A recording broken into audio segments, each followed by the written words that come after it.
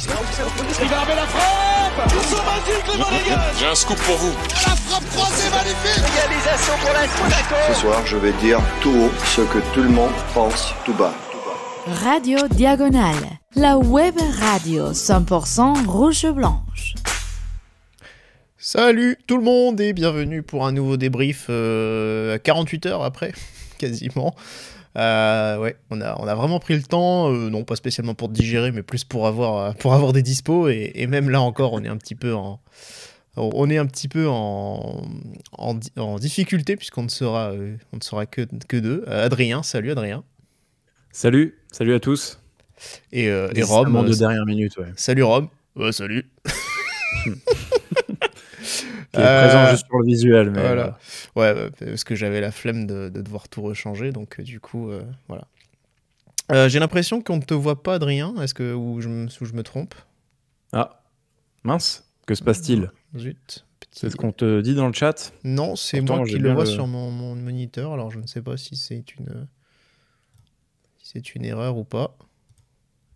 Bah alors, je laisserai les gens du chat déterminer si je suis absent ou, Ouais. ou présent, en tout cas sur le visuel. Oui, En tout cas, Rome est bien là, effectivement, putain. je le vois.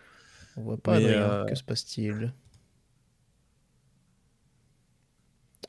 Que se passe-t-il? Alors on va refaire... Putain, c'est un peu chiant. Du coup, en tout cas, salut à tous ceux qui sont sur le chat. Nous, on est en direct sur Discord, bien sûr.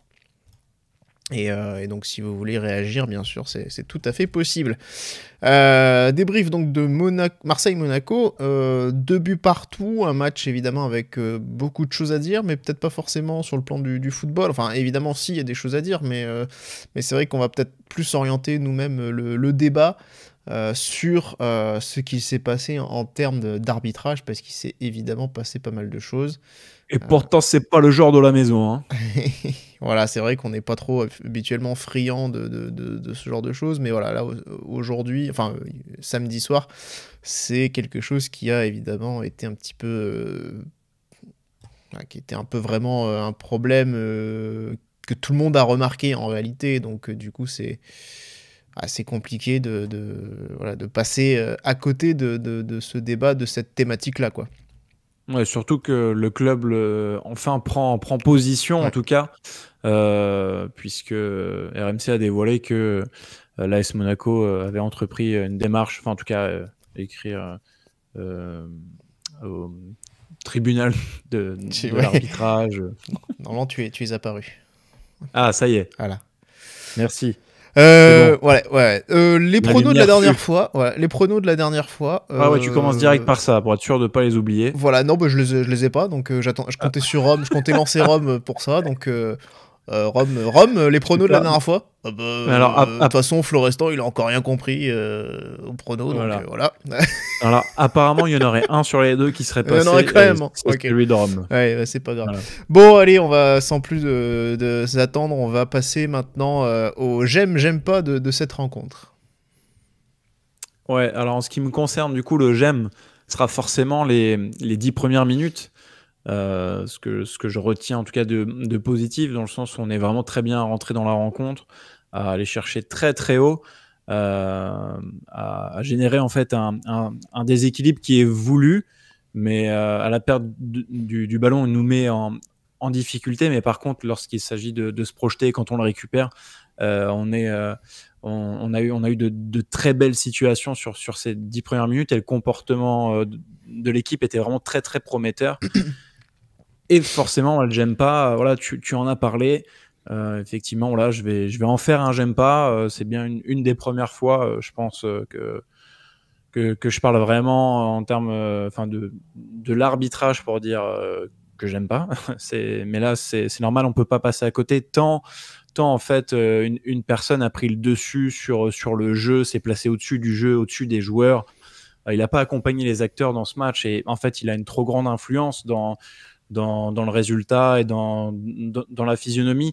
Et au-delà même des décisions aussi qui me dérangent complètement, c'est l'attitude générale de cette personne, donc Willy Delageau, dans le sens où d'une part il y a zéro psychologie en adressant un rouge très sévère qui en fait nous empêche d'assister à la rencontre attendue.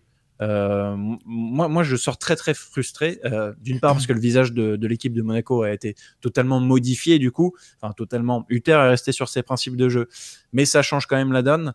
Et en fait, ça a vraiment tué le match pour moi. Je voulais vraiment un autre type de rencontre, et c'est venu ternir un peu le spectacle, parce qu'on a forcément dû reculer un peu, et ça a vraiment freiné cette belle dynamique entreprise durant ces 10 premières minutes. Donc voilà, le problème, c'est l'homme en noir.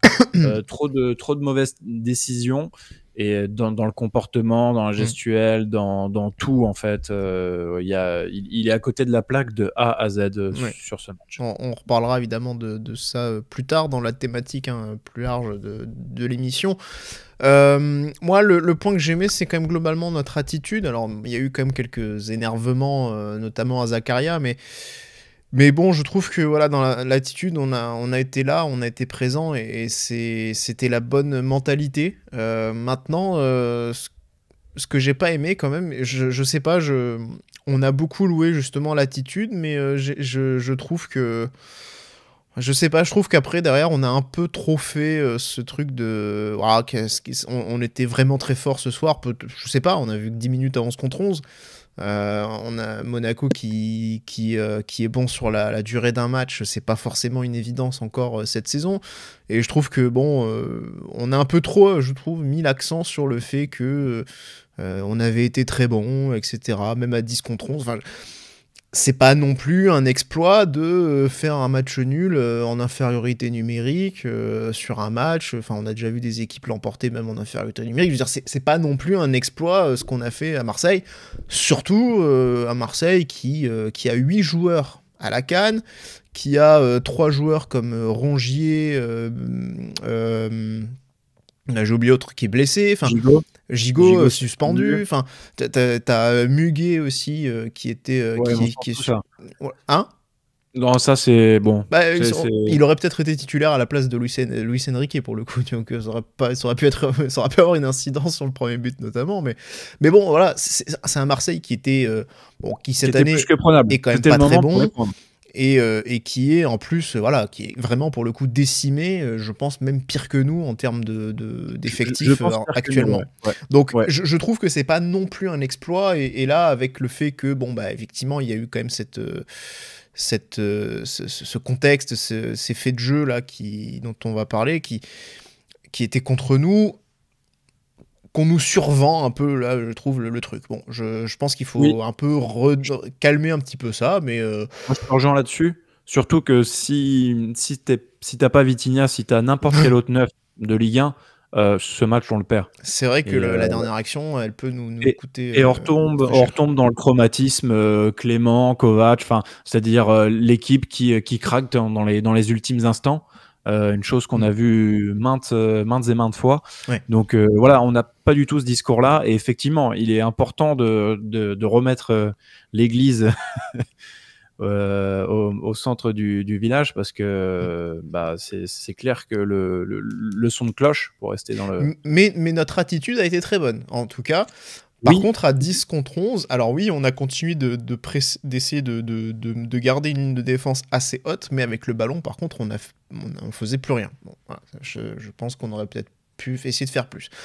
Athéna la sagesse, premier message sur le chat, bienvenue. Du coup, un ex-arbitre, Saïd Njimi, sur RMC Sport, qui s'est exprimé et a contesté certaines décisions. Tout à fait. On va évidemment en reparler tout à l'heure de ce qu'il a dit, parce que ça ajoute, ça apporte de l'eau à notre moulin.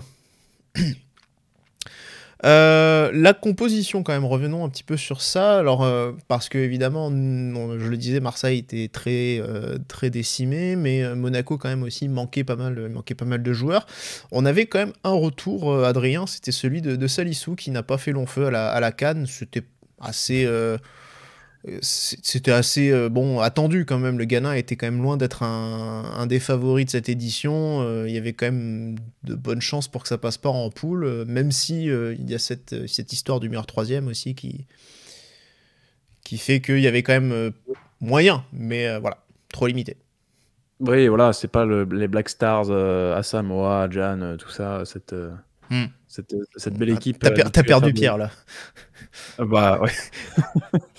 Mais Pierre qui devait être agréablement surpris en tout cas de voir Aubameyang titulaire lors du match. Mais donc ouais, on enregistre le retour de Salisu. Bienvenue d'ailleurs, puisque en fait le match contre Rodez, il n'était pas là, mais Maripane avait sauté et s'était retrouvé sur le banc. C'était Zakaria qui occupait le poste aux côtés de Matsima et de Kerrer. Donc là, Salisu en fait va remplacer Matsima, mais Maripane réintègre cette défense à 3, toujours aux côtés de Kerrer. Voilà la petite le petit changement par rapport à la semaine précédente. On enregistrait un retour, mais on enregistre aussi une perte. Ouais. Pas pour un transfert ou quoi que ce soit, mais que Balogun finalement s'est retrouvé out 48 heures avant le match. Même la veille. Ouais, la veille, ouais. Ouais, c'était l'action de Rodez, le deuxième but, où il se fait littéralement sécher et qu'il tombe sur l'épaule, et donc il a une épaule douloureuse, donc bon, je pense pas que ce soit très grave, mais là il était pas suffisamment remis pour jouer cette rencontre. Alors oui, on nous dit Monaco, il manquait 9 joueurs, c'est vrai. Mais à Marseille, j'ai fait le compte, il en manquait 12. Après, Caio Henrique et Mbolo, ce sont quand même des joueurs qui, bon, on sait qu'on doit faire avec depuis maintenant un long moment. D'ailleurs, Singo, Camara, Jacobs, parce qu'on parlait de la CAN du Ghana, actuellement, le Sénégal est en train de mener 1-0 contre la Côte d'Ivoire. On est à la mi-temps du match, c'est les 8e de finale de la CAN. Donc, allez le Sénégal, on va dire. oui, bien sûr. Ouais. On va avec ces expulsions, on va, derrière, c'est en une nouvelle fois, et ça sera de toute façon ça tout au long de la saison, puisque en fait depuis le début de la saison, c'est un chantier derrière. Donc, le retour de Singo là, avec l'expulsion du coup de Maripane, forcément c'est quelque chose qu'on attend avec impatience, si possible. Exactement. Contre le Havre. Oui. Voilà. Donc c'est forcément, on va espérer, malheureusement pour lui, pas titulaire ce soir, une élimination. Qui n'était pas titulaire lors de la deuxième rencontre. Enfin voilà, il a pas joué tous les matchs. Il a joué aussi. Je crois qu'il est rentré sur le deuxième. Il était titulaire sur le premier, deuxième et troisième, et il était rentré à la fin sur une demi-heure, un peu moins d'une demi-heure sur le deuxième. Mais oui, c'est vrai que en plus la Côte d'Ivoire, clairement une grosse déception aussi. Donc je veux dire, bon, et puis face au Sénégal, qui est quand même, je pense, le gros favori, pour moi, à mes yeux en tout cas, de cette édition, il n'y a pas trop match. Du coup, le début de match, il commence très très fort finalement pour Monaco, Adri, puisque Ben Yedder marque très très rapidement le premier but de la rencontre. Ouais, mais même avant ça, on arrive à se projeter avec une très grande facilité. Marseille fait des pertes de balles quand même assez criminelles en milieu de terrain. Et il y a plusieurs coups. Moi, je sais qu'au bout de 30 secondes, on est déjà dans leur surface. Enfin voilà, on sent qu'on est bien rentré dedans. Et puis il y a ce but qui intervient du coup avec on repart de notre camp, une projection assez rapide où Van der Sar, mine de rien, en fait, rate un petit peu son contrôle, mais arrive à servir Fofana qui intelligemment, en une touche, petite déviation, va chercher Golovin qui contrôle et envoie d'une subtile balle lobée en profondeur Ben Yedder. Vous avez bien entendu, il l'envoie en profondeur Ben Yedder et ça fait mouche. Comme quoi, voilà. C'est Bamo Meïté aussi. C'est un gros volume. Meïté aussi, pareil, un joueur, Mbemba, Gigot absent. Forcément, Bamo Meïté, c'est pas le mec vraiment qui remplace le joueur, Isaac Touré, là. Bien sûr. C'est l'échange qu'ils ont fait avec Lorient. Ouais. Donc là encore, voilà, c'est notre Matsima à nous en fait, quasiment eux dans leur hiérarchie quoi. Donc voilà, bref, donc Ben Yedder qui fait un vrai geste de classe, de neuf, de buteur, qu'il gère en fait. C'est vraiment un truc dans sa palette, la demi-volée. qu'elle soit du mauvais pied, du bon pied, c'est vraiment quelque chose qu'il maîtrise. Il a planté pas mal de buts comme ça, et il se fera même une autre occasion un peu plus tard dans la première mi-temps. Mais voilà, qui vient tromper Pau Lopez, pardon, et ça fait filoche, ça fait 1-0. Et en fait, tout de suite après, tu as encore des situations. Encore une fois, Ben Yedder qui vient cadrer et qui oblige Lopez à la parade. Et ensuite, une frappe lointaine de Zakaria, si je dis pas de bêtises. Et en fait, voilà, là encore, il y a eu ce but-là, mais on continue parce que ça marche, parce qu'on dérègle totalement Marseille, parce qu'il n'y a qu'une seule équipe qui est vraiment bien rentrée dans le match, ou en tout cas qui le prend par le bon bout. Et c'est ce que je disais. Enfin, comment expliquer ? On va tellement chercher le ballon haut que des fois, ça nous déséquilibre vachement et on se met en danger derrière. Mais en fait, au moment de la récupération, il y a tellement de possibilités de projection vers l'avant, que ce soit avec Ouattara, Vanderson qui accompagne super bien, que en fait, on les met en difficulté quasi tout le temps, en fait. Oui, et puis après, c'est un risque assumé, de toute façon, ce déséquilibre. Oui. Même Fofana l'a encore dit en conférence de presse, on peut mettre... on dit le coach, si on gagne 9-8, il s'en fout tant qu'on gagne, quoi. Il sait qu'on encaisse beaucoup de buts et qu'on a une prise de risque qui fait qu'on encaisse. Mais tant que l'attaque fonctionne, et bah voilà quoi, ça c'est marche pas comme ça.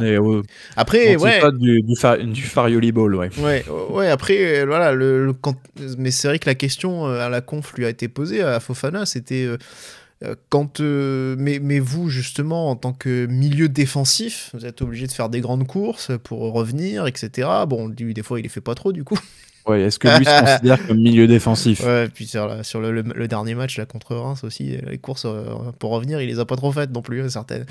Mais du coup, ouais, il demandait est-ce que justement, quand on est à ce poste-là, on n'a pas envie de faire un peu plus, d'avoir un bloc un peu plus équilibré. Il a dit oui, un peu, c'est sûr, mais en même temps, si on était, c'est peut-être ce manque d'équilibre qui fait qu'on arrive à caler 3 buts à Rodez en 15-20 minutes entre la première et la deuxième période.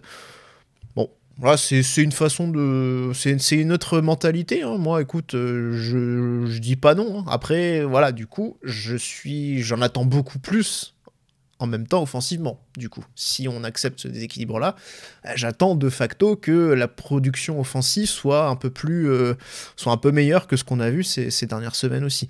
Je réponds juste par rapport à Matsima, parce qu'on nous demande de Matsima dans le chat. Oui, clairement, à recruter le jeune de Rennes, là, je sais plus comment, Jacquet. Est-ce que tu aimais Jacquet, toi, d'ailleurs Non, je suis pas team Jacquet, non. Mais j'avais lu que Clermont voulait quand même faire les deux, donc c'est pas forcément mort pour Matsima. Zachary Maripane pour un match de suspension ferme. Zacharias, ça y ressemble a priori, parce que même s'il avait déjà il avait déjà été suspendu plus tôt dans la saison, même 2 fois, je suis pas sûr. Ouais, il prend... Voilà, je sais pas s'ils vont aggraver. Il est très biscoté, ouais. Voilà, mais Maripane, est-ce qu'ils peuvent le faire sauter je sais pas. Ça me semble compliqué. Après, à voir, parce que bon, tout le monde semble un peu unanime pour dire que l'arbitre s'est trompé, que la VAR aurait dû revenir sur la décision, donc... Allez, peut-être que ce sera revu, on peut toujours espérer. En tout cas, la commission, ce sera mercredi soir. Donc, on aura la réponse mercredi soir. Parce qu'avant, malheureusement, rien ne filtre. Même pas eux le savent d'ailleurs avant de se réunir. Donc, mais donc voilà, puisqu'on y est, ça y est. Hein, tu parlais des actions, mais ça y est, on y est là au premier moment clé de cette rencontre, l'expulsion de Guillermo Maripane. Oui, expulsion ultra sévère. Qui le touche à peine, il y a Kerrer qui est encore à l'intérieur en plus, qui est sur la même ligne, ça n'a pas de sens. Ouais, il est pas en possession du ballon, enfin bon, et puis il est quand même bien désaxé au moment où il doit rentrer en contact avec le ballon. Il se retrouve pas dans la surface, il est pas plein axe. Enfin voilà, Et puis il c'est lui reste Vitinha. encore Non, et puis c'est Vitinha. même si ça. Oui, mais ça après, c'est Non. pas pris en compte. Je veux dire, ça pourrait Par être. l'arbitre, non, Ça ça, pourrait oui, être. Ça évidemment. pourrait être moi ou Boris. Tu vois, avec notre charrette. Ouais, dirais- Maripane t'aurais doublé, je pense quand même. Mais Je pense aussi. Oui. Ce qui me fait mal, c'est de me dire que le sprint que tape Ben Yedder sur le deuxième but, potentiellement, il m'aurait tracé aussi. Ça fait mal. Mais ouais, bah pour Maripane, le problème aussi, c'est qu'il est déjà dans le collimateur, dans le sens où au bout de 2 minutes, il est sanctionné d'une faute où Ouais. encore les deux en fait jouent un peu des coudes, ils se tiennent tous les deux le maillot. En fait, bon voilà, Il fait une faute bête quand même sur la première situation où il se fait déjà remonter les bretelles, quoi. Il joue Oui. pas très subtilement le coup, là, pour le coup, quand même. Ouais, bien sûr. Après, je pense même dans l'interprétation de l'arbitre, il y aurait même pas eu cette faute. Oui, Voilà. oui. De toute façon, il vient pour mettre le rouge. Il prend pas le temps de la réflexion.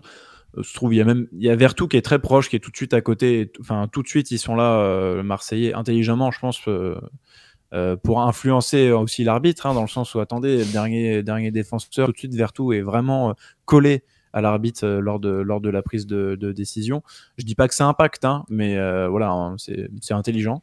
Donc, Maripane, lui, hein, forcément, fait preuve quand même de manque d'intelligence à son tour, et soit sanctionné, on le dit, très sévèrement, dans le sens où, au bout de la 11e minute, en fait, tu viens ruiner un petit peu, je trouve. Le début de match, très clairement. Ouais. Mais après, Ouais. encore une fois, après, la décision est bien trop sévère, hein. On sera tous d'accord, mais c'est vrai que bah, voilà, tu sens que lui, il est limité. Alors, ça rejoint un petit peu ce que nous dit Touni. Est-ce que c'est vraiment viable tactiquement ce qu'on fait en jouant aussi avec des défenseurs aussi lents? Bah, c'est vrai que quand t'as Maripane, non, ça l'est difficilement, et en fait tout le monde s'en rend compte, et même les dirigeants s'en rendent compte. C'est pour ça que d'ailleurs Maripane est potentiellement sur le départ, parce que on se rend bien compte que ce joueur-là ne rentre plus dans ne répond plus aux critères du défenseur que demande que le jeu du Turf demande, exige. Un Singo, oui, il est capable, et je veux dire, cette saison, on a eu quasiment autant de fois Zakaria que Maripane en défense centrale titulaire. Un petit peu plus Maripane, mais franchement, c'est 60-40, ou si c'est pas 55-45, tu vois. Donc, et à chaque fois, la justification du Turf, c'est j'ai besoin de quelqu'un de plus de vitesse pour la profondeur.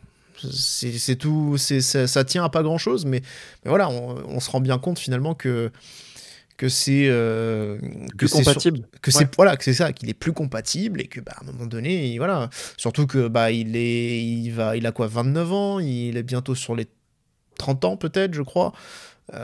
Tu l'as payé 15, si Rennes, c'est sûr que Rennes arrive et t'en propose 10, Ah bah oui, bah là on y allait ça, direct, quoi. hein, Sûr. mais bon, on a joué la montre parce que pas de remplaçant et tous ces départs à la CAN, donc on n'était pas en position d'accepter. Oui, et puis l'autre il te rend pas service en plus en d'accepter faisant un match dégueulasse contre contre Lens et contre Reims. Ouais. Donc oui, pour moi il fait 2 mauvais matchs de suite là, et là en plus le troisième, du coup contre Rodez il est resté sur le banc, mais là le troisième d'affilée, il se prend carton rouge. Alors bon, on sait pas ce que ça aurait donné son match, mais il a pas duré longtemps son match. Donc ouais, voilà, on se rend compte aujourd'hui, en tout cas les limites de Maripane, on les connaît, mais le problème c'est qu'aujourd'hui elles sont amplifiées par le jeu, la volonté de défendre très haut et de défendre en avançant du Turf, et que tu as un joueur qui lui a besoin d'un bloc plus bas, et a besoin d'être un peu plus loin pour avoir moins d'espace entre lui et son but. Ouais, c'est le problème. Donc aujourd'hui, je pense de toute façon, Maripane, ça fait quoi, 5 ans qu'il est là, il a clairement lui il a fait son temps à Monaco, et aujourd'hui aujourd'hui au mercato d'été au plus tard, il sera parti, je pense, très clairement. Ouais. Après, Kerrer, Salissou, pas non plus très rapide, c'est pas faux. Kerrer, on va en reparler, hein, parce que ça a été un gros problème, et effectivement Salissou donne pas non plus l'impression d'être très très rapide, donc bon. Après, Ouais. tout le monde a vu, hein, mais c'est vrai que pour en revenir juste sur le geste, Ouais. bon, enfin, il n'y a rien de dangereux, il n'y a rien de. Enfin, c'est un accrochage qu'il y a tout le temps, le défenseur qui met un peu les mains, enfin voilà quoi. Oui, après, mais encore une fois, c'est surtout après comme c'est surtout que c'est Vitinha qui se prend les pieds tout seul. Enfin, à un moment quand je l'ai Dans le vu, tapis un peu, il se fait un croc en jambe, mais alors, dans ma tête tout de suite ça a été il nous a fait une Ravanelli, quoi. Ravanelli. Ouais, voilà. Donc bon, référence pour les plus anciens. Ouais, Évidemment. pour les plus jeunes, on peut leur dire Higuaín. Peut-être qu'ils se souviennent de du quart au Juventus Stadium. Ou c'était Morata, je sais plus. Ah, c'était Morata ou Higuaín qui le croc en jambe. je sais plus, tiens, dis donc. Bon, enfin, en tout cas, voilà. Donc là, le match, évidemment, bascule parce que derrière, voilà, on est en infériorité numérique et Marseille profite de ça pour reprendre du poil de la bête. Il y a plusieurs situations pour Marseille. On en a encore une bonne quand même avec un peu le copier-coller du but. Mais cette fois, c'est Akliouche qui lance Ben Yedder et non pas Golovin, qui est un peu plus excentré aussi côté gauche. Donc la frappe est là un peu trop croisée. On est à la 24e minute. Et puis bon derrière voilà, après c'est 20 grosses minutes quand même pour Marseille, quoi. Il y a le temps fort qui est légitime, hein, qui doit arriver à un bout d'un moment quand même, supériorité numérique chez toi. Bon, voilà, même si on a rappelé le contexte, beaucoup d'absents et tout, mais bon, quand même, ils sont normalement, t'es obligé de faire quelque chose. Et c'est plus facile pour les Vertou, les Kondogbia de manœuvrer et de pouvoir orienter avec du coup un milieu en moins, enfin en tout cas une présence en moins. Ça leur donne plus de temps. Et c'est vrai qu'on galère un peu, on n'arrive pas trop à ressortir le ballon. Ben Yedder nous aide pas vraiment. Aussi sur les ballons à garder, il en a perdu pas mal. Il nous a mis en difficulté, des pertes de balles qui auraient pu coûter plus cher. Mais heureusement, Vitinha était là pour un petit peu venir en tant que dernier défenseur casser l'action. Mais, il a mieux défendu que nos défenseurs. Et franchement, on prend Vitinha à la place de Maripane tous les jours, je pense. Voilà, mais ouais, très, très, très compliqué. Et on va, enfin, logiquement, encore que c'est un peu con la manière dont on l'encaisse. C'est moche, mais bon. T'as Luis Enrique qui prend de vitesse, Kehrer qui essaye d'intervenir, qui veut être le premier sur le ballon, qui tacle, mais en fait qui est en retard. Donc voilà, il se retrouve dans la surface, un centre en retrait pour Vitinha qui taupe sa frappe. Et ça rebondit sur le poteau et ça revient dans les pieds d'Aubameyang qui pousse le ballon au fond. Je sais pas ce que t'en penses toi, mais Keun, en fait je trouve qu'il y croit pas. non mais vraiment. Non pardon, je viens de voir imaginer une attaque Boadou-Vitinha. Ouais, putain. Bon, allez, combien elle a coûté? Ouais, tu imagines l'attaque à 50 millions. Oh là là. L'attaque à 50 patates. Bien vu dans le foot moderne. Oui, ça pique. Malin. Putain, ouais. Bref, et donc un but un peu gag dans le sens où ça fait un peu flipper. Enfin, ça rebondit sur le poteau, ça revient sur Aubameyang. Keun la touche un peu, mais en fait, je trouve qu'il a un temps de retard parce qu'il n'y a pas cru. Il a regardé le ballon frapper le poteau et il est là. Après, le problème, c'est qu'elle revient. Il a le malheur aussi qu'elle ne revienne pas sur lui et qu'elle revienne vraiment sur Aubameyang. Donc, Ouais, mais tu vois, je trouve que Aubameyang s'applique vraiment pas en fait dans la manière dont il va pousser le ballon au fond. Enfin, il laisse la chance à un gardien qui croit, qui va se jeter, qui va faire don de son corps, d'intervenir, de la dévier. Après, il peut la dévier et se la foutre quand même dans ses propres cages, mais au moins faire acte de présence. Là, il la touche, mais trop timidement, et je trouve qu'en fait, c'est pas assez. Il est pas convaincu. Enfin voilà, il n'y croit pas, et ça m'a posé problème. Donc nous, par contre, on a cru qu'il y avait hors-jeu pendant un temps et que ce but serait annulé. Finalement, voilà, la VAR. On s'est rendu compte que Zakaria. Il y avait la VAR finalement. Nous, on s'est rendu compte qu'il y avait bien la VAR à ce moment-là, du coup. Et tu as eu tes lignes. Et j'ai eu mes lignes à la mi-temps. Et on a eu les lignes quand même. C'est rare. Il faut Canal pour avoir des lignes en fait, parce que sinon Bref, c'est mon petit coup de gueule. Je trouve qu'il n'y a pas assez les lignes sur les situations avec Monaco. Et du coup, on s'est rendu compte que finalement, au départ, j'ai cru que c'était Salissou, mais non, c'était Zakaria en fait qui était en couverture, malheureusement. Mais bon, derrière, il y a quand même un partout, mais et encore une belle occasion sur une frappe de Garcia, la recrue latérale gauche de l'OM, frappe détournée par Kerrer et bien arrêtée par Keun pour le coup. Alors, je sais pas si elle est en corner, ouais. Ouais, je sais pas si elle allait sur le poteau ou si elle était cadrée après avoir été dévié par Kerrer, mais en tout cas voilà, il est quand même vigilant, donc voilà, sur ce genre de choses il est bien sur le coup aussi, donc c'est bien, c'était bien aussi ça montrait quand même qu'il était dans le match, hein. Et c'est un gardien. Ouais, hein. C'est un gardien, enfin. Ouais, oui, non, mais bon, je veux dire, tu vois, c'est pas Nubel. Non, bah après, pardon, enfin, vu qu'on parle de Keun aussi, moi, là, sa première prise de balle où il y a un centre et il se la met en corner. Il n'y a rien qui respire la sérénité non plus. Il y a cette première situation où effectivement la première intervention n'est pas très bonne, mais après je trouve que globalement justement dans la gestion de la profondeur aussi, de sortir dans les pieds, la lecture du jeu était bonne chez Keun sur ce match-là, parce que justement quand il fallait sortir, quand il fallait un peu soulager la défense, il l'a fait. Et puis après quand même il s'est couché sur les ballons qui nécessitaient de le faire. Donc voilà, moi je trouve qu'il fait un bon match, hein, globalement. Et puis après le deuxième but, on en parlera. Bon, là, malheureusement, l'autre il met un missile, il en remettra sans doute jamais dans sa carrière, hein, Balerdi. Ouais, voilà. Mais en tout cas, avant le but de Balerdi, le deuxième but marseillais, nous on a notre deuxième but, la climatisation servie.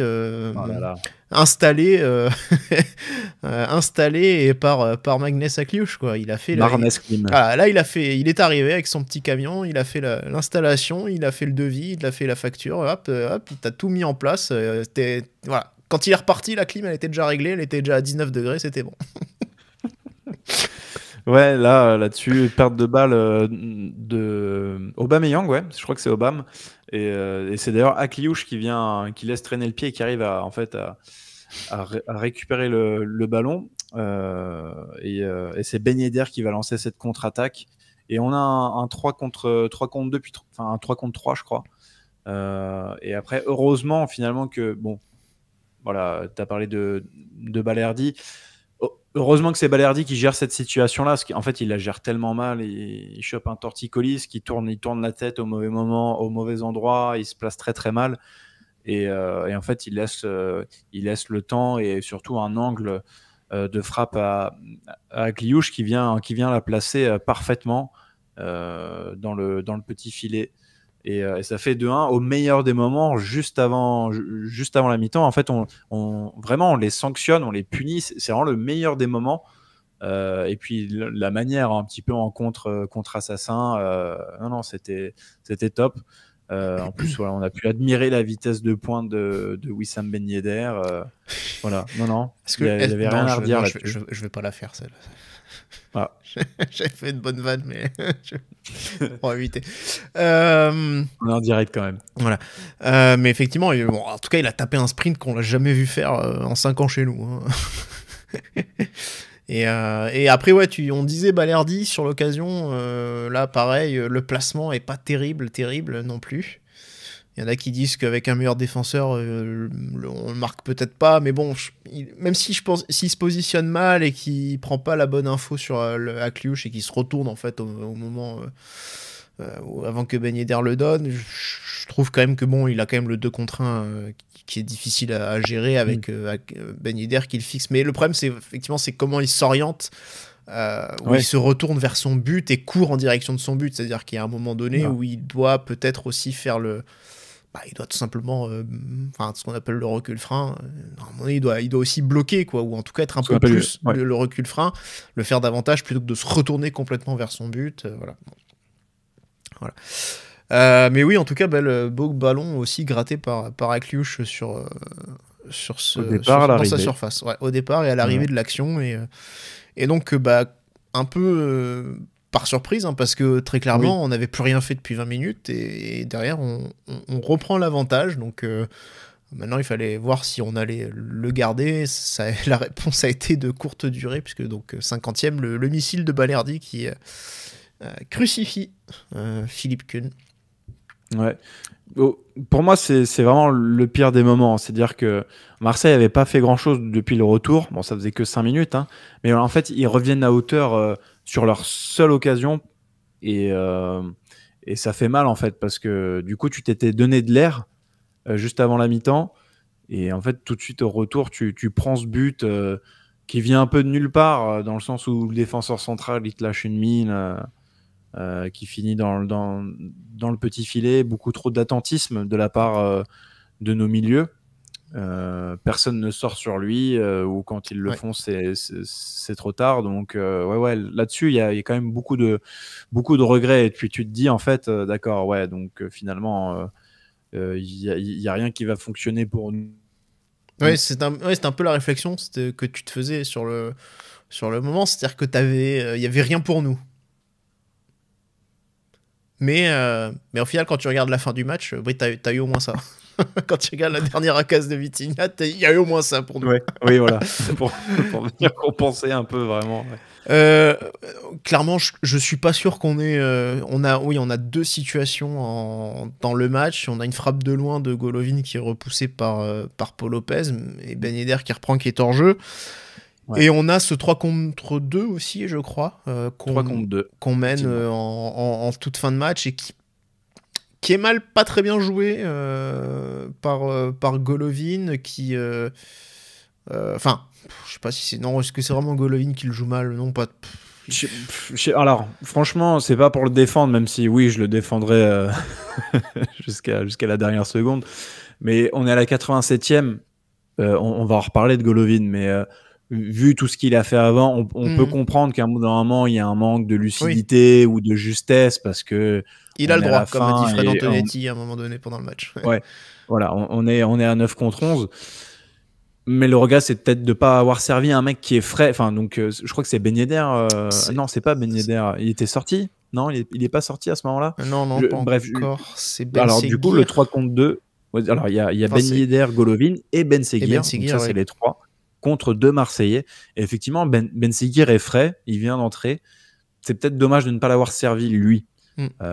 Voilà, après on connaît Golovin aussi, donc c'est pas non plus c'est pas comme s'il avait servi Boadou. Oui, mais après tu vois, Golovin essaie tout de suite de servir pour le coup dans la surface vers Ben Seguir, donc bon, le problème c'est que là pour le coup, et je crois que c'est Balerdi qui défend bien, qui défend mieux. Je crois que c'est lui qui fait le contre, si je dis pas, ou peut-être je me trompe, je sais plus. Mais en tout cas, là, pour le coup, il y a une bonne défense en infériorité numérique du défenseur marseillais. L'occasion, cette fois, elle est bien jouée. Et puis bon, cette occasion de Vitinha, on en a déjà parlé. Et là, pour le coup, on s'en tire bien. Forcément, deuxième période, il y a d'autres éléments. Donc là, on rentre un peu plus aussi dans le débat. Mais on va évoquer rapidement ces deux situations, enfin ces deux éléments-là. La première, c'est l'agression. La semelle.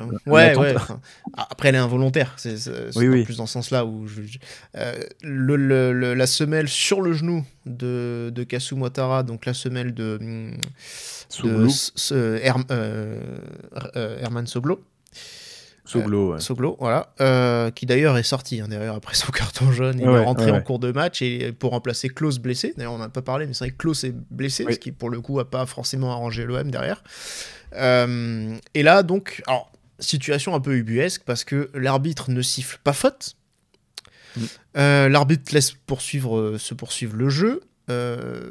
Et puis, voyant que Ouattara derrière reste au sol, parce que bon, il a quand même pris un vilain coup.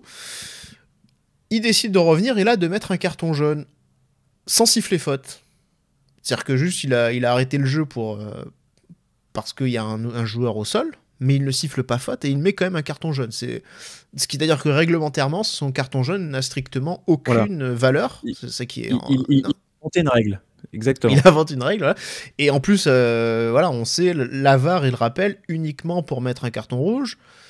S'il y a une situation de potentiel carton rouge, donc c'est à dire que s'il revient dessus, ça veut dire que finalement il a soit il l'a vu soit il l'a vu, il a laissé l'avantage, je ne sais pas, et en se disant plus tard je reviens pour mettre un carton, soit on lui a dit dans l'oreillette, mais ce compte-là, c'est pas. Enfin voilà. Il y a un truc un peu bizarre dans cette histoire qui n'est pas tout à fait réglementaire. Il n'a pas laissé l'avantage. Hein. Oui, non, je sais même plus. Les Marseillais sortent. Il dit rend la balle à Marseille. Ouais, voilà. Donc, ouais, effectivement, voilà. c'est n'importe quoi de A à Z. Quoi, oui, cette action. Il donne un carton jaune, mais ça termine par une balle à terre en faveur des Marseillais. En fait, voilà, c'est comme s'il n'y avait vraiment pas eu faute. Oui, non, c'est pour dire en fait à quel point on peut être à côté de son sujet. Enfin, là-dessus, c'est les images parlent d'elles-mêmes. Enfin, il y a pas débat. Donc, en fait, aussi bien le gars sur le terrain, sur la pelouse, que les mecs dans le car régie. Je sais pas qu'est-ce qui se passe à ce moment-là. Bon, il me semble que normalement, moi, ce que j'avais compris... Ils se tapent leur meilleur whooper. Voilà. Mais il me semblait que la VAR ne pouvait intervenir que sur une décision de l'arbitre. Enfin, c'est-à-dire que s'il avait donné un carton jaune, on peut revoir ou inversement, s'il donne un carton rouge, on peut diminuer la sanction. Mais au final, on a tellement vu de fois de cartons rouges qui sont attribués directement où l'arbitre n'est pas sûr, n'avait pas vu, et finalement c'est la VAR qui rappelle l'arbitre et qui demande d'aller voir les images. Ouais. Bon, bah voilà, il y a cette alternative-là, elle n'a jamais été faite durant le match, quoi. Cette action, elle marque aussi, c'est le premier acte d'une pièce en 2 actes, si je puis dire. Il y en a 3. Hein ? Il y a 3 actes. Oui, mais là, en l'occurrence, c'est par rapport à un autre truc plus précis, si tu veux. Alors, scène 1 de l'acte 3, voilà. Qui nous amène vers la scène 2 de l'acte 3, avec... aussi, voilà, avec Zakaria, qui, du coup, lui, est complètement hors de lui, par le fait que, déjà, il ne siffle pas faute, qu'ensuite, il ne met que carton jaune, alors que ça mérite carton rouge. Donc, il râle, il prend un carton jaune, et 10 minutes plus tard, il fait une faute bête, on va dire. Et là, pour le coup, le deuxième carton jaune, il est justifié. Il n'y a pas de débat. Et derrière, ça fait carton rouge et ça finit le match à 9. Donc voilà. On sait qu'on va souffrir sur la fin. Et surtout, en pensant aussi à la suite, forcément, on sait qu'on va devoir faire avec 2 absents contre le Havre. À moins que la commission de discipline ne change, n'invalide un des rouges. Mais voilà, donc c'est forcément un moment où on se dit que l'ombre de ce sacré Bernard planait encore au-dessus du Vélodrome. Le fantôme de... Selon tes dires, normalement, il ne devrait pas être au-dessus. Hein. Normalement, il serait plutôt en dessous. Mais bon. Voilà. Voilà. Donc voilà. C'est vrai que le sentiment de s'être un peu fait avoir prédomine. Alors, le débat, la question qu'on voulait un peu poser, c'est est-ce que Monaco est trop gentil avec l'arbitrage ? Parce que là, on va faire une lettre. On va faire un courrier. Une belle lettre, attention. Hein. Tu fais en recommandé ou pas ? Avec avis de réception ? On va quand même choisir un joli papier, 180 grammes. On va prendre notre plus beau stylo plume, le plus beau watermark. C'est bien, on fait manuscrit en plus. Voilà, on va faire une belle petite enveloppe. Attends, on va mettre les formes quand même. On va envoyer une lettre. Bon, mais derrière, voilà. La question qu'on se pose, c'est est-ce que forcément, quand on est un club qui a du poids... quand on est un club qui pèse, est-ce que justement on peut faire un peu plus, on peut avoir une voix qui porte un peu plus. Là, on a eu la sortie tout de suite après le match de Skuro, voilà, justement, on est en train de nous le dire dans le chat. La mini-colère de Skuro sur l'échelle de Vadim, on est à combien ? Je trouve qu'on n'est pas bien élevé, quoi. Non, mais après... Il a raison de le faire, mais c'est vrai que c'est timide, on va dire. Mais oui, mais c'est timide, mais il faut remettre les choses dans le contexte. Le gars arrive, il n'a pas trop fait de prise de parole en public, déjà. Pas tant que ça. Il peut pas s'exprimer alors, même s'il maîtrise l'anglais, mais il peut pas parler... je pense avec ses propres mots, enfin voilà, dans sa langue, que ce soit en français. Enfin voilà, Vadim avait un petit peu plus d'ancienneté déjà au club. maîtrisait très bien la communication, tout ça. Bon, Scoro, il vient de débarquer, il y a le contexte, il y a tout ça, il peut pas arriver tout de suite. Enfin voilà, moi je comprends, effectivement, je vous rejoins là-dessus dans le fait que c'est timide, mais on peut l'expliquer. Enfin voilà, pour moi, Scoro a pas assez d'ancienneté, peut pas arriver comme ça et gueuler et dire voilà. Voilà, pour moi, il y a plusieurs facteurs qui expliquent pourquoi en fait Scoro l'a joué timidement. Après, au micro de Free, par contre, avec Alexandre Ruiz, je l'ai trouvé plus juste dans ses mots. Il a un peu plus appuyé que lorsqu'il était sur Canal. Ouais, Canal d'ailleurs, il a fallu fallait vraiment tendre l'oreille par rapport à la traduction qui était au-dessus et qui était assez imparfaite, même si c'est un travail difficile que personnellement je serais incapable de faire, je tiens à le dire, mais c'est vrai que malheureusement, comme je suis obligé aussi de prendre le temps, moi de mon côté, pour relayer, de bien vraiment essayer d'écouter le mieux possible, le plus près, être au plus près des mots, c'est vrai que je peux pas me contenter de la traduction qui a été faite sur Canal+ aussi, et c'est vrai que c'était largement insuffisant, mais oui, effectivement, il s'est un peu plus lâché aussi, on va dire, comme Uther d'ailleurs, hein, par rapport, parce qu'il a lui aussi, il passait sur Canal et aussi sur Free, et bon, il s'est lâché un petit peu plus, mais en tout cas, il a dit c'est pas acceptable, Scoro, sur ça, et c'est vrai que ça m'a rappelé aussi ce qui s'était passé l'an dernier. Là, Paul Mitchell, qui lui parlait pas du tout français non plus, hein, d'ailleurs, il avait quand même été un peu plus virulent. C'était pas non plus du Vadim, mais allez, sur l'échelle de Vadim, parce que je l'aime bien cette échelle de Vadim, sur l'échelle de Vadim, il était quand même un peu plus haut, et il avait quand même dit que les arbitres étaient pas au niveau. Bon, c'était quand même un peu plus véhément, mais derrière, on a vu aussi la même chose. Ouais. 3 à domicile. Ouais, deuxième expulsion sur le deuxième match à domicile, tu sais, après Rennes, donc ça faisait en plus une défaite, donc ça faisait un peu beaucoup, donc on se faisait quand même deux rouges en plus contre 3. Maripane et un autre joueur se font expulser. Il me semble qu'on en prend qu'un, mais peut-être t'as raison. Parce que je vois pas le deuxième, par contre. Ouais, Maripane, ouais. C'était déjà Maripane en plus. Oui. Bah, il s'est fait exclure 2 fois lors de son passage chez nous, donc samedi et contre 3 la saison dernière. En championnat, après, je n'ai pas regardé en coupe et tout, mais je crois pas. Mais enfin voilà, du coup, derrière aussi, pareil, la même chose. Alors, d'un côté, évidemment, on va pas dézinguer non plus un arbitre comme ça en place publique, même si on est mécontent, et je pense que d'ailleurs il faudrait que nous-mêmes en tant que supporters on soit un peu dans l'humour, mais je pense que ce serait bien qu'on se lance pas non plus dans une chasse à l'homme par rapport à Willy Delageau, qui a ses torts bien sûr, qui a fait des erreurs bien sûr, mais qui n'a pas non plus été aidé par d'autres qui étaient là pour l'aider justement. Ils sont plusieurs, c'est une équipe, hein, l'arbitrage, c'est pas un seul individu, c'est toute une équipe, et voilà, je pense que ce serait bien qu'on essaie de pas non plus trop, on a vu beaucoup d'insultes aussi, donc ce serait bien de calmer un peu le jeu aussi par rapport à ça, mais voilà, je trouve que ce que j'avais bien aimé quand même l'an dernier, mine de rien, c'était aussi le fait qu'on essaie d'avoir une attitude un peu constructive, parce qu'on avait écrit à la Ligue. Classe.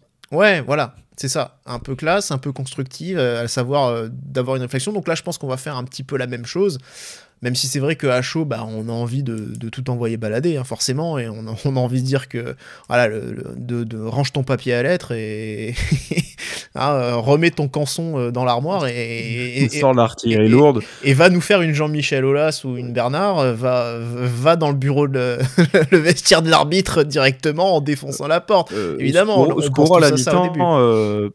Scoro à la mi-temps présent, hein, dans les coursives, dans les couloirs et devant vestiaire arbitre. Hein. Oui, je pense qu'il était pas content, et le pire c'est que la suite, alors je sais pas s'il a réussi à lui parler du coup, parce que visiblement ça a pas du tout arrangé les choses sur la deuxième période. Il a dû le voir, il a dit c'est qui celui-là, et il s'est barré, l'arbitre. Il s'est dit je le connais pas. Bon, déjà il a rien à faire là à la mi-temps, Scoro. Oui, voilà. Après bon, c'est vrai qu'on connaît aussi les méthodes à l'époque de Jean-Michel Aulas, où on allait on prenait pas trop de pincettes, hein, avec l'arbitrage et les arbitres, donc. Mais c'est vrai que la question, c'est un peu de savoir est-ce que Monaco est pas trop gentil finalement avec l'arbitrage, qu'on veut avoir des explications, qu'on fasse part de son incompréhension. C'est ce qui a été remonté par RMC justement, cette question de l'incompréhension. Voilà, est-ce qu'il faudrait pas être un peu plus véhément ? Parce que d'ailleurs, ça a été un festival sur cette journée, l'arbitrage. Ouais. Il y a eu alors Nantes, qui était un peu plus, qui était un peu plus aussi comme nous, qui a un peu gueulé sur le moment, mais qui après derrière a été un peu plus dans la discussion avec Pignard. Parce qu'il y a ils ont déjà gueulé, hein. Ils ont déjà fait un communiqué, je crois, le 16 janvier. Avec comment il s'appelle là, leur recrue là. Clermont là.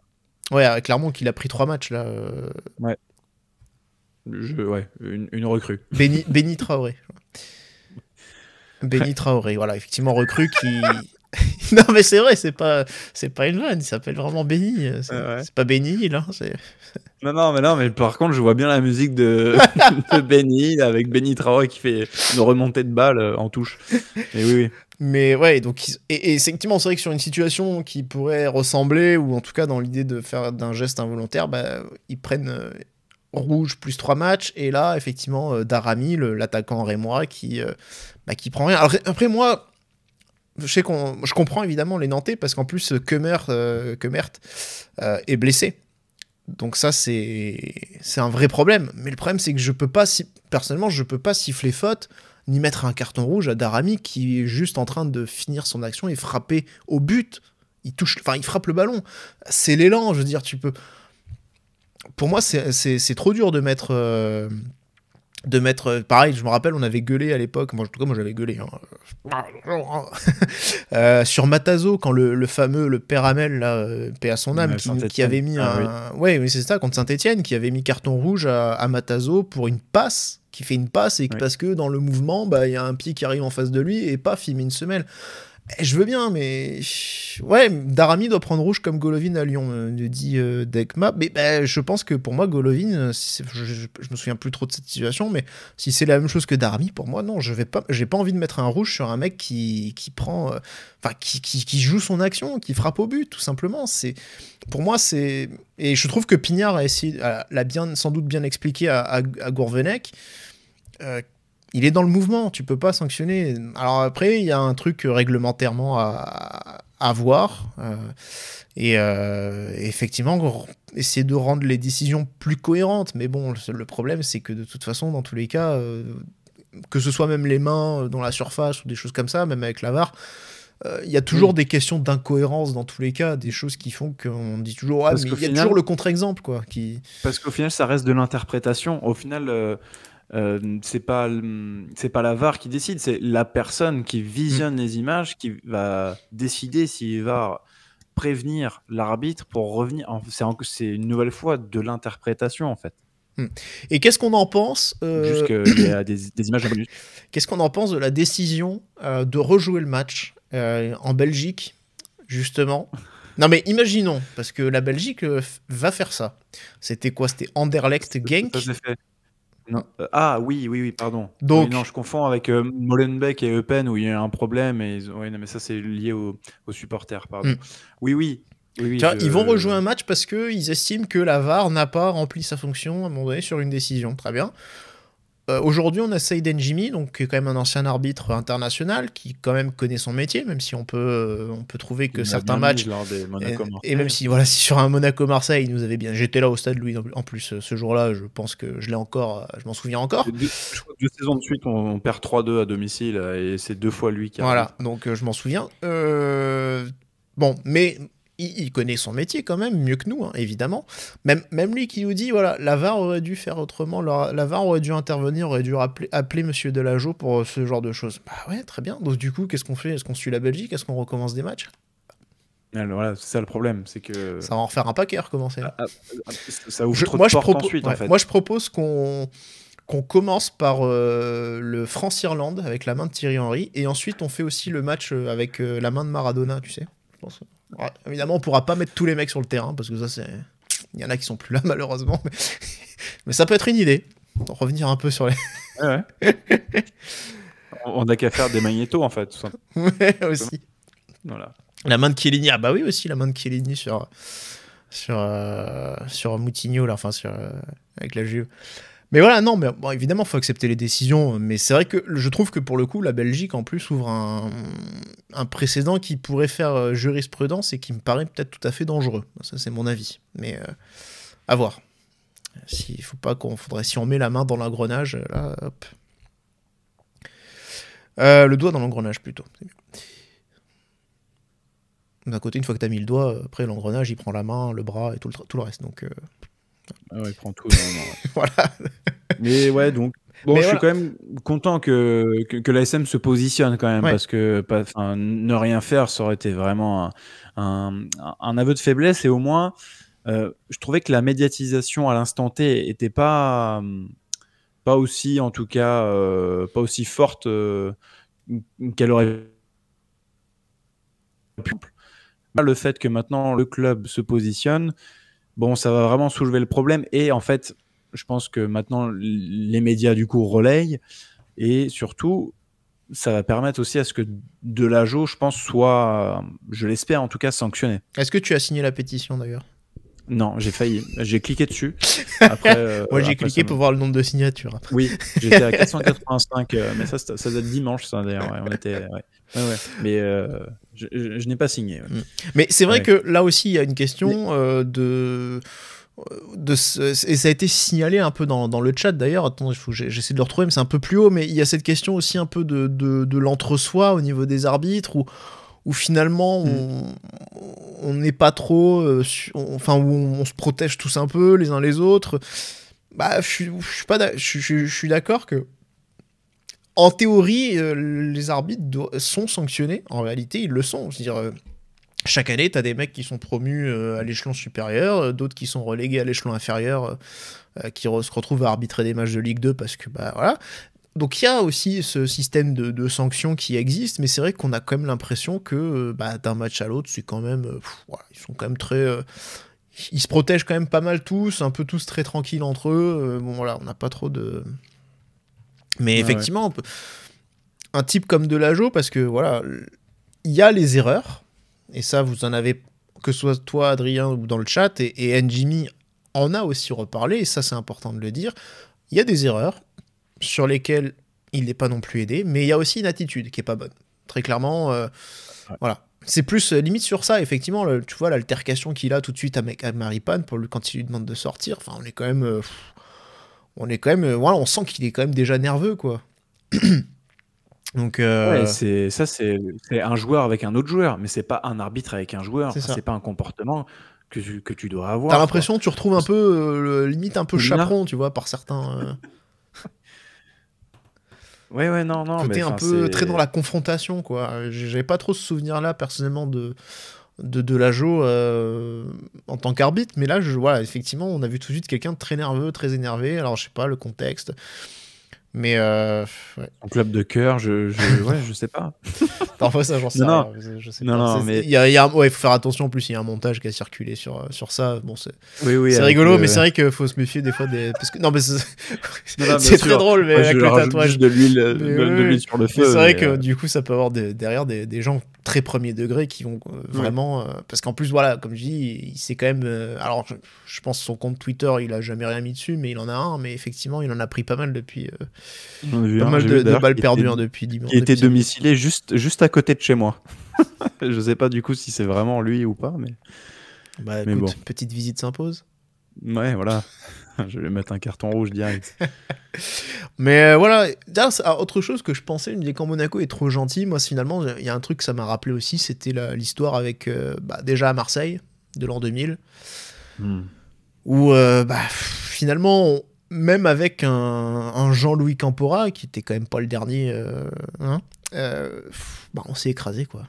Donc, oui. Ouais, à tel point. Enfin, pour le coup, tu te demandes même si c'était Campora qui était à la tête à ce moment-là, parce que ça devait pas passer, ça. En fait. Donc c'est vrai que même si on sort beaucoup Vadim, etc., oui, qui a fait, mais au final, quand il a fallu aussi un peu monter au créneau à une époque, même un Campora s'est écrasé. Voilà. Alors Marseille était, je sais pas, Marseille était peut-être plus puissant, c'était aussi une autre relation à l'époque, hein, plus de tension qu'aujourd'hui, enfin voilà. Mais bon, voilà, Mais c'est sûr que c'était écrasé, Vadim, quoi. ça sera toujours ça sera le top. La plus haute marge du podium, c'est cette sortie médiatique qu'il fait parce qu'on était plongé dans un mutisme depuis tant d'années qu'en fait, il a parlé pour tous les monégasques et que surtout, en fait, déjà le match, on était encore plus énervé que là samedi et que c'est l'Olympique Lyonnais en face. C'est l'Olympique Lyonnais de Jean-Michel Aulas. Donc, pour toutes ces raisons, Après, quand emblématique. c'est l'OM des années 2000, pour moi, c'est autre chose que l'Olympique Lyonnais, par contre. Hein. Oui. Surtout Non, qu'en bah plus, oui. on se rappelle Simonet qui se prend une claque par Blondeau pendant le match aussi. Enfin, il y a quand même. Non, mais parce que tout le monde parle de Vadim. Je dis Oui. par rapport à cette sortie de Vadim. Mais Oui. effectivement, oui. Oui, si Je c'est pense qu'elle contre. sera dur à déloger. Oui, parce que c'est vrai il y a aussi un contexte d'une domination. Alors, domination Lyon L'hégémonie pendant le début lyonnaise, des ouais, années qui était 2000 et passée, puis mais même oui. si c'était plus le cas parce qu'après c'est le PSG, il y a quand même aussi effectivement ce côté où Aulas a toujours été très présent et qu'il a jamais eu vraiment un contradicteur fort pour lui rabattre son caquet, en tout cas dès lors que Campora est parti notamment, ou d'autres qui avaient un peu de charisme justement, même Bernard Tapie qui était toujours là qui était revenu à Marseille au début des années 2000. C'est vrai que tous ces caractères un peu forts qui fait que Aulas non plus mouftait pas plus que ça. Dès que la place a été faite, il s'est imposé, il a fait un peu pas sa loi, mais il a quand même... Et c'est vrai qu'il y avait plus grand monde pour lui rabattre son caquet, donc c'est plus aussi dans ce sens-là que derrière Vadim fait quand même un truc assez costaud, assez ballsy quand même. Grotesque, ouais. Enfin voilà, bon débat sur l'arbitrage, bon on espère quand même qu'il sortira quelque chose de positif. Par rapport à ce qui s'était passé l'an dernier, c'est vrai que ça s'était pas mal calmé. Je pense que nos joueurs s'étaient aussi un petit peu calmés. Mais c'est vrai qu'il y avait eu des choses qui étaient assez constructives, qui étaient quand même ressorties. Donc je pense que les arbitres sont quand même... Ils ont leur tort, mais ils ont aussi quand même ce côté... Je pense qu'ils ont cette envie d'être un peu plus ouverts. Je pense aussi d'être... peut-être de mieux faire comprendre les décisions et en même temps d'être vraiment en dialogue beaucoup plus peut-être qu'avant avec les clubs justement pour que chacun comprenne exactement. Mais là ils vont être obligés. Là oui. Et surtout quand tu vois ce qui s'est passé sur les différentes pelouses lors du même week-end, et c'est obligé. Parce qu'on a parlé de Nantes. De Nantes, mais on n'a pas parlé il y a de aussi Paris. Oui. Voilà, il y a Paris, il y a Barcola. C'est bon, ça aussi carton rouge absolument lunaire quoi. Donc. Donc c'est vrai que je pense que là c'est peut-être le week-end où il va peut-être se passer des choses parce qu'effectivement il y a eu quand même des dingueries sur plusieurs pelouses. Et nous finalement là sur les 5 derniers matchs de Ligue 1, c'est 3 rouges et on n'en avait pas eu. Je pense qu'on avait bien aimé aussi ce début de saison parce qu'on n'avait pas eu de rouge, ça changeait du début de saison d'avant. Voilà, puis même encore avant. Nice aussi, le penalty inexistant pour Nice, aussi. C'est ça. Oui, ça, ouais. Mais voilà, là on est donc le rouge à Rennes de Vanderson. Ouais. On a Golovin à Toulouse et donc là on a Mariton et Zakaria. Ouais. Donc non, ça fait en fait 4 exclusions sur les 5 derniers matchs. C'est-à-dire qu'on était déjà en plus l'équipe la plus avertie, qui avait le plus de fautes, la plus avertie, plus de cartons jaunes, mais on s'en tirait au fait qu'on n'avait pas trop de cartons rouges. Mais alors là, par contre, on est en train de tout éclater. On n'en avait reçu aucun jusqu'à mi-décembre, quoi, le match à Rennes. Ouais. Est-ce que vous voyez des bons arbitres cette année nous dit Benoît Millot. Moi, j'aime beaucoup Bastien De Chépy. Je pense que c'est mon préféré. Voilà. C'est quelqu'un qui est, pour le coup, très calme, qui est vraiment dans la pédagogie. Donc, je pense que j'aime bien. Je préfère De Chépy. C'est ma préférence. Marc Boulanger, peut-être. Non, je déconne. Boulanger. Oui, je sais. Mais c'est moi qui l'ordonne comme ça. Mais oui. Ouais. Jérémy Stinat. Non, je déconne. Ouais. Pierre Gaillouste. Ouais. Non. Allez, oust. Non, je suis pas du tout ambiancé en tout cas. Bon, on enchaîne, on continue, parce que là, c'est vrai qu'on a fait quand même pas mal d'une heure, donc je crois qu'on avait un débat quand même très intéressant. Oui. Mais on va enchaîner, on va terminer avec ses tops et ses flops. Alors, Puis on a du monde dans le chat, c'est sympa aussi. yes, Voilà. bah oui. Bah ouais, titre de live à Guicheur aussi, forcément. Hein. Ouais. Puis Rome en guest. Rome voilà, en guest. cool. il a pas vu d'ailleurs encore. Il a pas réagi, pas, non, il a pas. Aller voir. Je regarde. Hop. Attends, je suis en train d'actualiser. Ah, ouh. Ah. Égalisation de la Côte d'Ivoire. Ouais, un partout. Un partout. Donc Franck Caissier. But sur penalty. Penalty. Non, je sais pas. Il n'a pas écrit penalty. Non, il n'y a pas penalty. En tout cas, Singo n'est pas rentré. Bon. Si, c'était bien un penalty d'ailleurs. C'est bien, c'est penalty. Ouais. Bon. Ben voilà. Caissier qui passe à la caisse. Top flop. Alors les tops, on en a retenu 2. Oui. Mais vas-y. Top, Golovin, effectivement. Son repositionnement en tant que 6-8 aux côtés de Fofana, avec Uther qui garde cette mentalité. C'est un choix fort. Hein. Je pense que tu mets 16 autres coachs de Ligue 1, hein, parce que je pense pas que Enrique ferait ça, mais on sort tout de suite un attaquant. Comment ? Ah non, pardon. Je disais, je pense que la plupart des coachs te sortent un attaquant et te remet un défenseur. Après, peut-être qu'avec plus de choix sur le banc en termes défensifs, il l'aurait peut-être fait, quoique... C'est ça aussi, t'as peut-être pas les... Dire, si tu as... si t'as...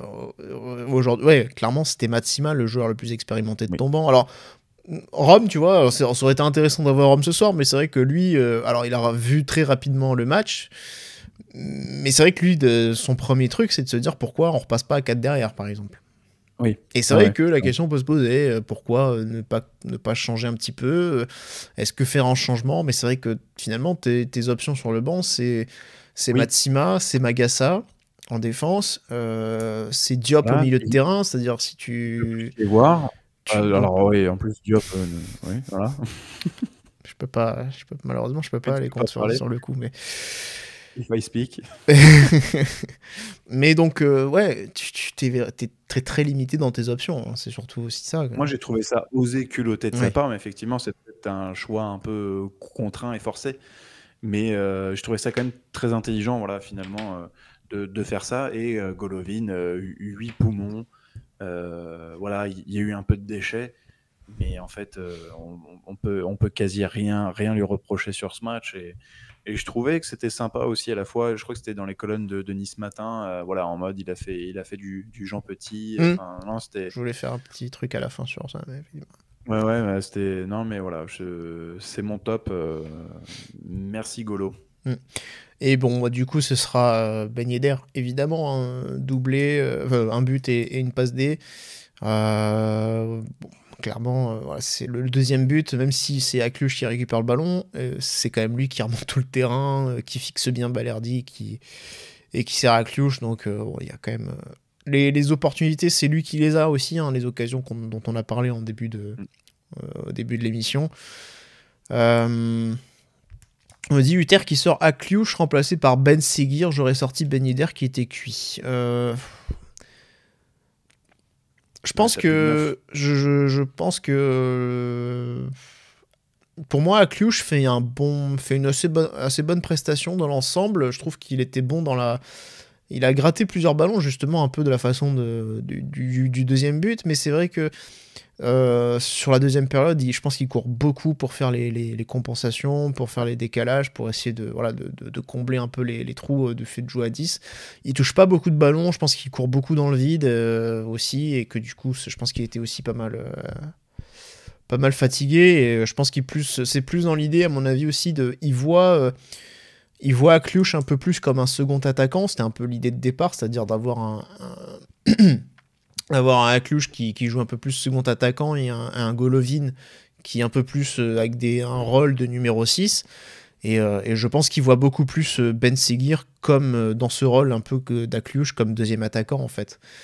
Donc le changement, c'est vraiment juste un changement poste pour poste, quoi. Parce que là, du coup, si t'as Ben Yedder qui est remplacé par Ben Seguir, tu te retrouves avec deux joueurs, deux seconds attaquants, mais pas un joueur de pointe vraiment non plus, quoi. Donc, ouais. Et puis, on n'en a pas parlé par contre, mais c'est vrai que les changements dans ce type de rencontre où tu es très vite réduit à 10 et où il y a eu beaucoup d'efforts physiques fournis, on sait, Uther, pas très réfractaire, mais enfin, c'est-à-dire que ces changements arrivent très tardivement, encore plus tardivement que ceux de Jardim.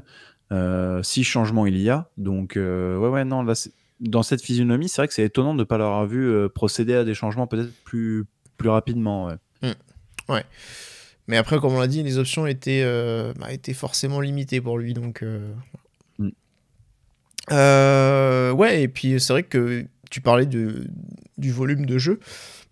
Ouais, Golovin, je me rappelle encore, c'était Fab Pigalle qui disait ça. Oui, de le mettre au milieu. Quand on beaucoup disait mais avec pourquoi Henry. Ouais, mais sauf que il tenait pas 60 minutes, donc tu vas faire quoi? Il va exploser au bout d'une heure. Ah, mais il a un volume de... Oui, non, mais ça, je me souviens de cette remarque parce que je la partageais secrètement. Il a énormément évolué, quoi. Physiquement. Il est plus fiable physiquement. Donc, ouais. Donc c'est bien d'avoir ce joueur capable de faire beaucoup plus d'efforts, beaucoup plus de courses. Et il a récupéré pas mal de ballons, Golovin. 9 ballons récupérés, c'est autant que Fofana qu'on a mis dans les flops. Et oui. Voilà. ouais. Alors, il récupère 9 ballons, c'est le plus haut total avec Golovin pour un monégasque, je crois. Mais si on parle du reste, Fofana, j'ai trouvé catastrophique. Alors oui, il y a le but, le premier but. Ouais. Mais finalement, je me demande si la passe pour Golovin sur le premier but, c'est pas sa seule passe vers l'avant réussie du match, quoi. Il a tout raté. Pour moi, c'était catastrophique. Et ouais, je trouve que c'est sur le deuxième but, il monte pas sur Balerdi, il se réveille beaucoup trop tard.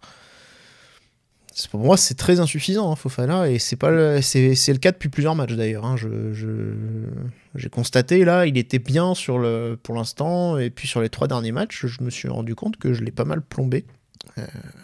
Il enchaîne les plombs, clairement. Ouais, moi c'était le deuxième nom qui me venait. Le premier, effectivement, c'est Thilo Kehrer. Tant il a semblé dépasser tout le temps, pris de vitesse, à contre-courant, aucune dégage, aucune sérénité. Et c'est vrai, je me suis fait la remarque aussi, et c'est Boris qui le disait, mais il laisse toujours le rebond finalement, où il va laisser le temps à l'adversaire de s'organiser. Il manque de promptitude. Je pense que ça, c'est le synonyme d'un joueur qui est en manque de confiance, parce que t'es pas censé laisser les ballons rebondir. Enfin voilà, tu dois intervenir, tu dois être le premier sur le ballon. Et voilà, beaucoup de mauvaises lectures, mauvais timing. Donc pour moi, c'est mon flop. Ouais. Il chope un carton jaune pour s'être... Tu peux en garder avec Gattuso, là aussi, incroyable. Gattuso qui met un Mawashigari là. L'autre, il a rien. Et puis derrière, en plus, il lui fait un câlin en mode vas-y, c'est bon, on va faire un câlin parce que sinon je prends un carton jaune. T'as vu? Donc alors on nous dit le plus mauvais monégasque, c'est qui pour vous? Sur le match, on vient de citer Kehrer et Fofana. Pour moi, c'est les deux. Et on nous dit, Tony qui nous dit aussi Maripane, Vanderson. J'ai mis Vanderson, effectivement, que j'ai trouvé vraiment en dessous. Défensivement, il a pas non plus beaucoup aidé Kehrer, parce que Kehrer, on peut lui trouver plein de défauts sur ce match, mais c'est vrai que je trouve qu'il n'est pas forcément aidé sur cette rencontre. Et puis c'est vrai que Maripane, l'expulsion étant sévère, c'est ce qui permet d'être... peut-être du flop. L'expulsion le sauve peut-être du flop. Le fait que finalement, la décision soit pas bonne le sauve peut-être du flop. Mais c'est vrai que c'est un bouleversement dans le match, et il est déjà à l'arrache sur l'action, quoi. Donc ça peut laisser augurer quelque chose qui est un match difficile pour lui. Donc, ouais, le jaune de Kerrer est abusé. Ouais. En tout cas, si Kerrer prend un jaune, c'est incompréhensible que du coup Gattuso n'en prenne pas non plus. Hein. Après, c'est Gattuso, un carton jaune, ça lui change pas la vie, entre guillemets. Mais bon, que l'arbitre... voilà. En plus, non, pour le coup, Kerrer, il se fait pas grand-chose, quoi. Il garde juste le ballon un peu longtemps. Il prend un peu jaune pour ça, bref. Faudra ouvrir le dossier Vanderson un jour, les gars. Écoute, oui, pourquoi pas. Faudra peut-être un peu en revenir dessus un de ces jours, parce qu'effectivement... Qui aurait prolongé, d'ailleurs. Qui aurait prolongé, ouais. Lui, il prolonge tous les ans, c'est pas mal. Non, il a pas prolongé en 2023. Il a prolongé en 2022. En tout début de saison, voilà. Oui, Ouais, ça faisait 6 mois qu'il était là. C'est ça. Voilà, ouais. Parce qu'il devait vraiment avoir un contrat stagiaire, quoi. Non, pas du tout. Il avait signé 5 ans.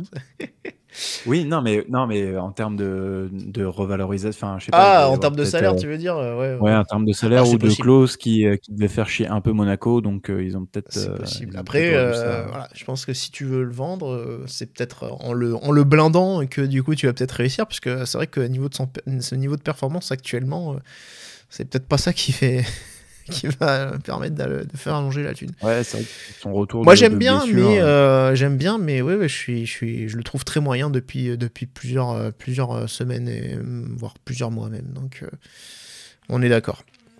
Voilà, hein, ce qu'on pouvait dire sur ce match. On va évidemment attendre la décision de la commission mercredi soir pour savoir ce qu'il adviendra pour Maripane et Zakaria. À voir s'il y aura un peu de clémence ou pas de la part de la commission de discipline.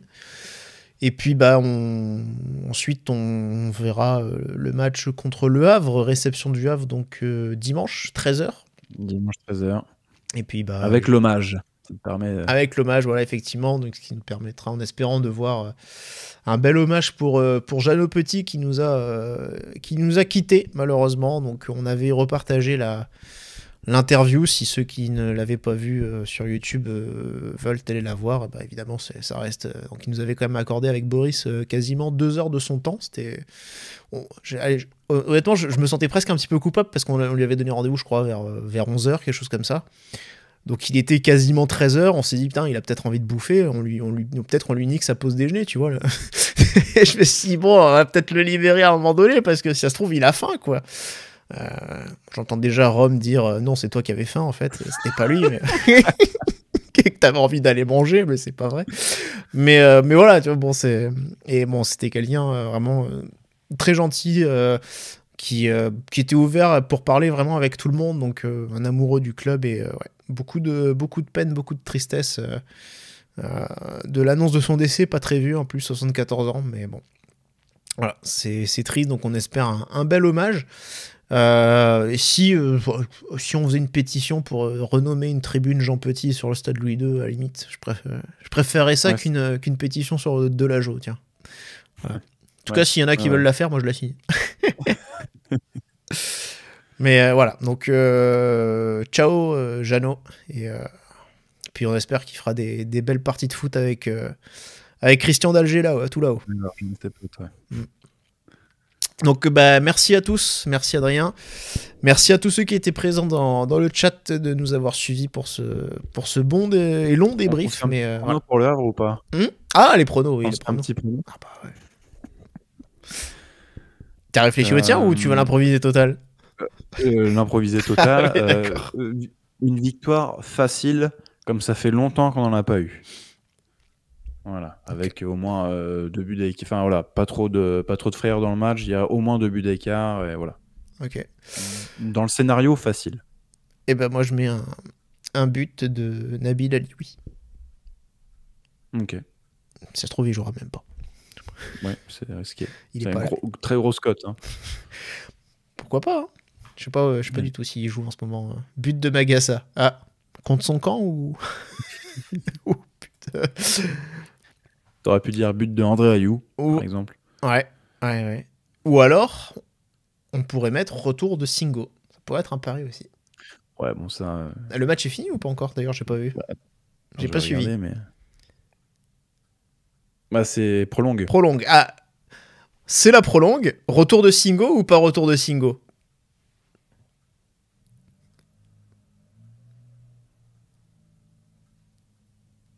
Serge Aurier est toujours sur la pelouse, donc... Oui, mais c'est pas là.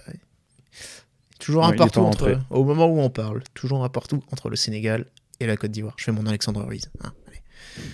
Prolongation, 97e minute. Amis les abonnés. Amis les abonnés. Messieurs les experts. Donc, retour de Jacobs, malheureusement. Pourquoi Jacobs? Allez, retour de Singo. Je lance le pari. Ok. Donc, Ça si marche. ça se trouve, dans 10 minutes, mon pari sera déjà tombé à l'eau. Bon.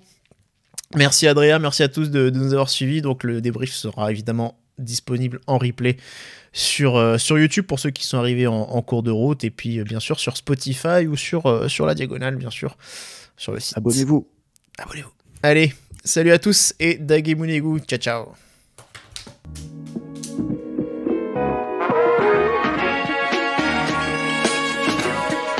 Et bisous.